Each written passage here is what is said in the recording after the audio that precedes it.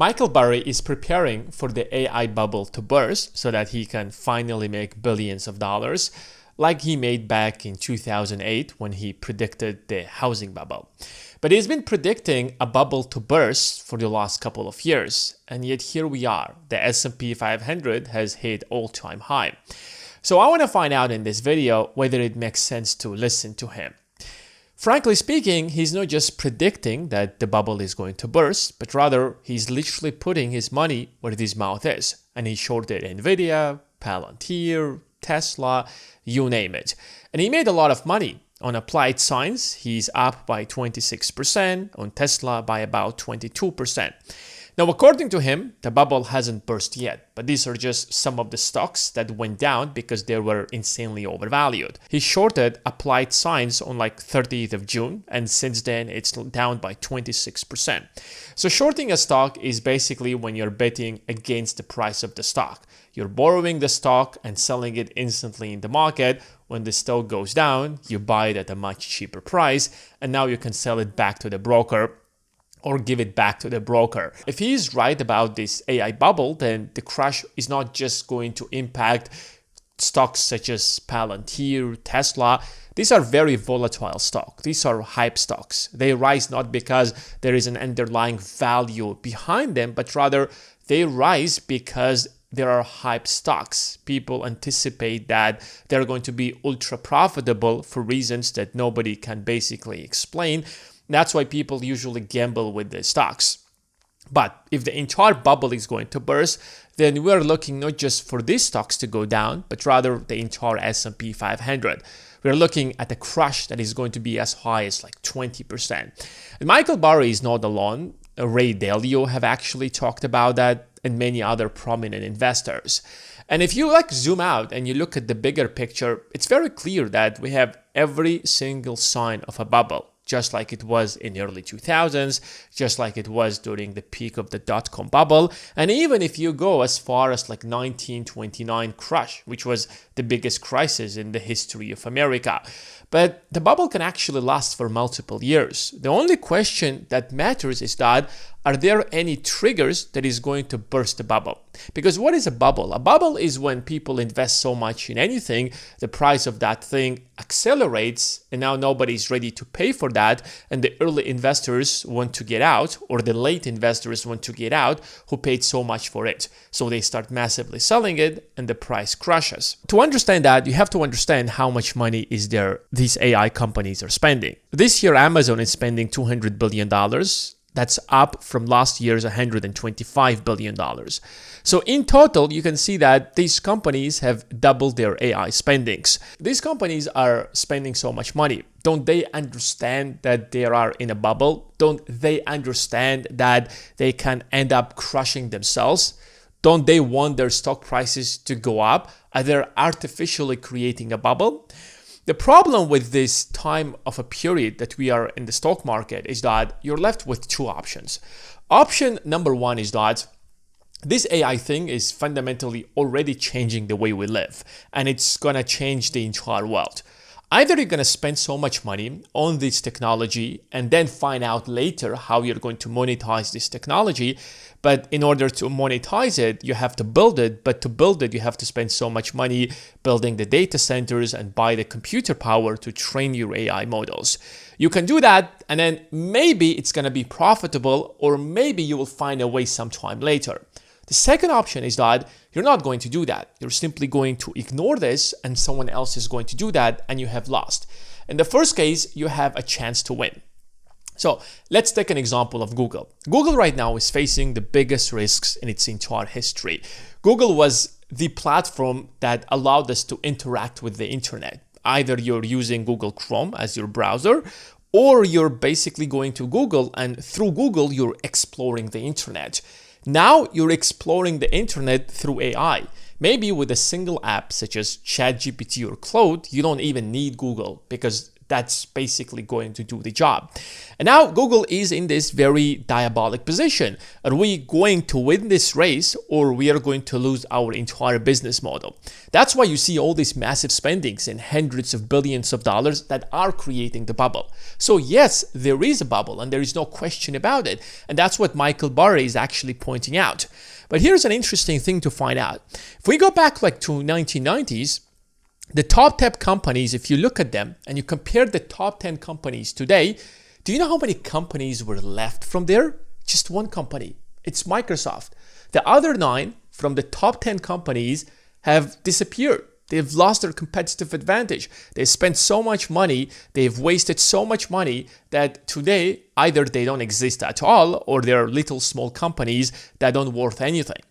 So today's top 10 companies, they're looking at this and they're like, we don't want to be the company that is going to disappear from the top 10 largest companies. We want to continue innovate and we want to be the winners of this AI race. And that's why the only way is to spend so much money.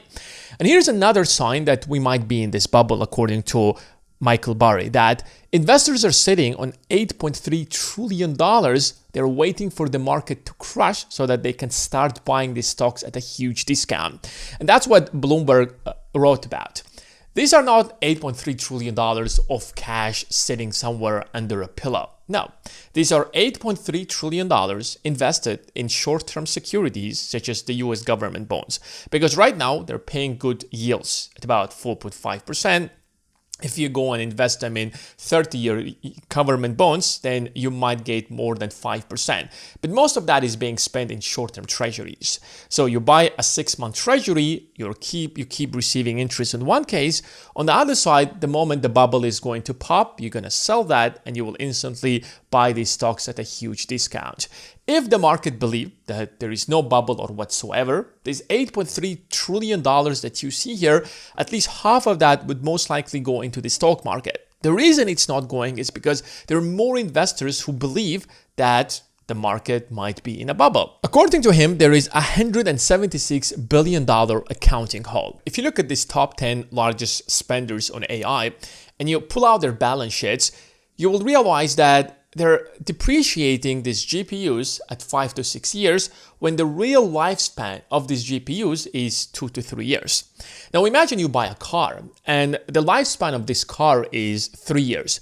So you bought it, let's say, for $30,000, and if the lifespan is 3 years, then your depreciation is going to be $10,000 for each year. So that's minus $10,000 for first year, then the second year, then the third year.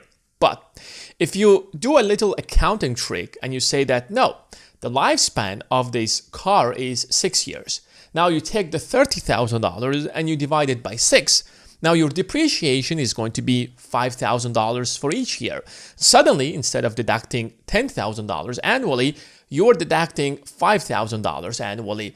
And that means that you're underreporting your expenses and overstating your profits. Michael Burry is saying that the real lifespan of these GPUs is 2 to 3 years, but in their balance sheets, these companies are depreciating them at 5 to 6 years, which means that they're making massive losses, and these losses have not yet reflected in their balance sheets. When they will adjust their balance sheets, the real valuation will, of course, plummet. And there is another concern by the Bank of International Settlements. It's issuing a warning that funding has shifted from cash flow to debt. The Bank of International Settlement is like the central banks for central banks. It is the place where all or the major central banks across the globe, they get together and they look at the economy and they set the trajectory or the trend for the global economy. Up until now, these huge companies, they spend their own money on this AI infrastructure. But it's changing because we're now borrowing money to spend on this AI infrastructure. And that makes the situation even worse. Think about it based on your life experience. If you're spending your money and you lost money on an investment, that's not a problem. I mean, that's a problem. You won't like it. You might get sad over it. But at the end of the day, you lost your money. But now imagine a second scenario. Imagine if you invest money in a bad investment with a borrowed money, with your credit card. Yes, you lost your investment, but now you still owe money to your bank. You still owe money to close your credit card. And if you don't close it, the situation is going to get a lot worse. And that's what the Bank of International Settlement is saying, that now we are basically spending debt, we are borrowing money to build this AI infrastructure, and without a clear path to profitability, then this bubble is going to get a lot worse. And that's, by the way, what happened back in 1920s. In 1920s, it was one of the best periods in the history, not just America, it was the best period in the history of humanity, because this is when electricity was going into the house of every single American. This was the technology that fundamentally changed the course of history. Think about your life. Imagine if you don't have electricity, you won't have anything else. So 1920s was one of the greatest periods in history, and the stock market was just booming like there is no tomorrow. People were borrowing money to invest in the stock market, and they made so much money. Why wouldn't you borrow money? You could just double your money tomorrow, pay back your debt. The more people borrow, the more they spend, the more the stock market has grown, and at some point, the entire market has crashed. And according to him, that the fact that the stock market in Korea broke recently is the first sign that there is actually a bubble that's happening and the bubble is bursting. In Korea, the two companies that create the bandwidth memory, which are like the wires that you need in order to make AI possible, there are two companies in South Korea that dominate this industry, SK Hynix and Samsung. And these companies essentially the only companies that can offer these products. And that's why the demand for them instantly shot. And the South Koreans are like, wait a second, these investments are great investments. So everybody started throwing money into these two companies. It went so bad that they created ETFs. These ETFs will exclusively invest in these two companies or even one of these companies, and they were highly leveraged ETFs. So an ETF is going to borrow money 2-to-1. For every dollar that this ETF is investing in Samsung, they can actually borrow another dollar. So if Samsung goes down by 50%, then this ETF instantly goes down by 100%.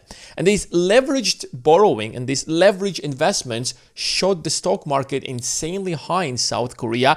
But the moment the bubble burst in South Korea, the entire market collapsed by over 20%.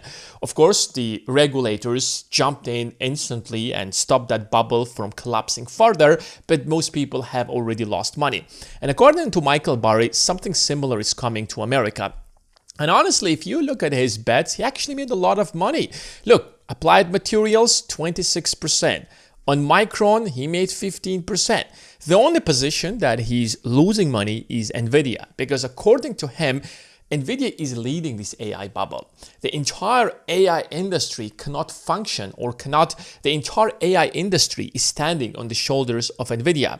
You want to train your AI model? You need data centers filled with computer chips. To build the data centers with computer chips, you need to buy computer chips from Nvidia. So all the money goes back to Nvidia. If the entire chain stops, then the demand for the computer chips stops and Nvidia will stop making so much money and the price of the company is going to plummet. Most of his bets are up until January 2027.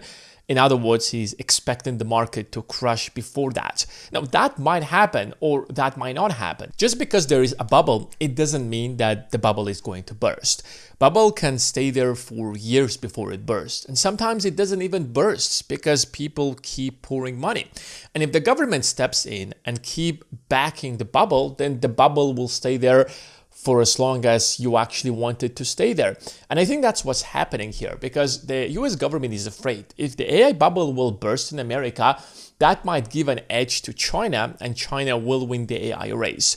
So the fact that the Trump administration up until now was trying to get into the stock market, taking stakes in the stock market, literally buying stakes in companies that are doing rare earth minerals, and even taking a 10% stake in Intel is a direct sign that the government won't let this bubble to burst. So even though that you can make money shorting some of these stocks, now expecting the entire stock market to crash knowing that the government is there to help it, I actually don't see it. I can see that there might be a serious correction within the next 12 months, but I don't see a bubble to burst like it happened in the past. Now, the question you should be asking yourself is that why did these stocks crash? Why Applied Science is down by 26%? Why Tesla is down by 22%? Why Caterpillar down is by 17%? Now, some of these stocks can actually go down even by 50%. And that's why if you look at any stock, behind the stock there is a business. And this business offers products and services. So the valuation of any company at the end of the day comes down to how much money this business is generating and how much real money this business can potentially generate in the foreseeable future. So if you can't find that real valuation of the business, all you gotta do is just buy the stock while the price of the stock is below that valuation, or short the stock when that price is above that valuation. And by the way, that's what we do on the Investing Academy. In the Investing Academy, I made almost 70% on Microsoft, and I literally showed that because we valued the business life with our members, and we found out that at this particular price, it makes sense to buy Microsoft. And the moment the price went below that, we bought the stock. And then the moment the price went above that, we sold it. And then it crashed right after that. We bought the price again, and the price rose after that, and we sold the stock. So if you want a step-by-step guide on how to find the real valuation of any stocks, just join the Investing Academy. The link is in the description of this video.